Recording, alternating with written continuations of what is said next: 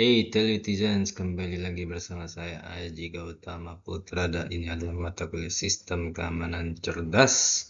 Pada pertemuan 14 kita sedang membahas Homomorphic Encryption. Sekarang sudah sampai ke video 4, kita akan membahas Homomorphic Encryption dengan data IoT. Dalam video sebelumnya kita mempelajari cara mudah membuat Homomorphic Encryption dengan Python. Kita memanfaatkan salah satu library bernama PHE dan menggunakan algoritma Paylier. Sekarang kita mau lihat bagaimana kalau dalam contoh sebelumnya menggunakan angka-angka saja, bagaimana diterapkan pada data IoT sesungguhnya. Nah, jadi kenapa si homomorphic encryption atau si PET itu harus diterapkan di IoT karena sistem IoT itu biasanya seperti ini. Ada IoT end device, misalnya Arduino atau Node MCU atau ESP32 atau Raspi. Berkomunikasi dengan IoT platform, misalnya ThingSpeak atau anak-anak tuh biasanya pakai Blink seperti itu. Jadi komunikasi data. Nah, kemudian biasanya karena di Arduino tidak bisa melakukan machine learning, dilakukannya di IoT platformnya atau di laptop. Jadi terjadi transaksi data.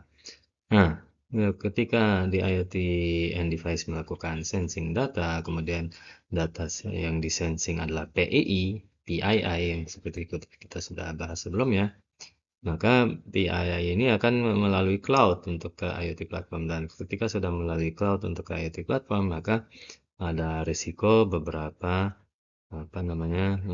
regulasi privacy yang dilanggar.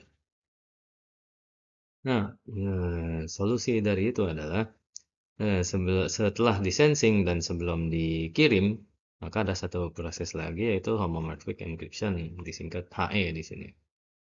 Nah, jadi di dalam IoT device-nya dilakukan homomorphic encryption. Nah, jadi ketika melalui internet dia sudah melakukan encryption, jadi datanya sudah tidak bisa dibongkar secara privacy, tidak dikenali, PII tidak tersebar. Namun ketika dia melalui machine learning di IoT platform, dia tetap bisa dilakukan karena dia menggunakan homomorphic encryption yang masih memperbolehkan terjadinya operasi matematika. Nah, contoh studi kasus apa di mana homomorphic encryption seperti yang dijelaskan sebelumnya diperlukan? Nah, contohnya adalah di room occupancy IoT, di mana ketika sensor-sensor, ini biasanya menggunakan environmental sensor, yaitu sensor yang dipasang di ruangan, misalnya sensor suhu udara, sensor cahaya, sensor gerak, sensor jarak, dan lain sebagainya. Nah, ini kalau misalnya dipasang di ruangan, terus habis itu ada orang datang, room occupancy artinya dia bisa menghitung di dalam ruangan itu ada berapa orang, misalnya ada 5 atau 4 atau 3 atau 2. Nah, ketika seperti itu, orang bisa merasa bahwa gerak-geriknya diawasi atau aktivitasnya direkam. Nah, kalau sudah terjadi seperti itu, nah, maka dia akan merasa PII-nya dilanggar. Nah, kalau sudah begitu, kita harus menerapkan homomorphic encryption pada dataset room occupancy IoT. Itu adalah akhir dari video keempat. Dalam video ini kita berhasil membahas mengenai penerapan eh, homomorphic encryption pada dataset IoT. Nanti di video berikutnya kita akan mempelajari metrik-metrik apa yang bisa kita gunakan untuk mengukur kinerja dari homomorphic encryption sebagai PET. Terima kasih atas perhatiannya dan sampai jumpa pada video berikutnya.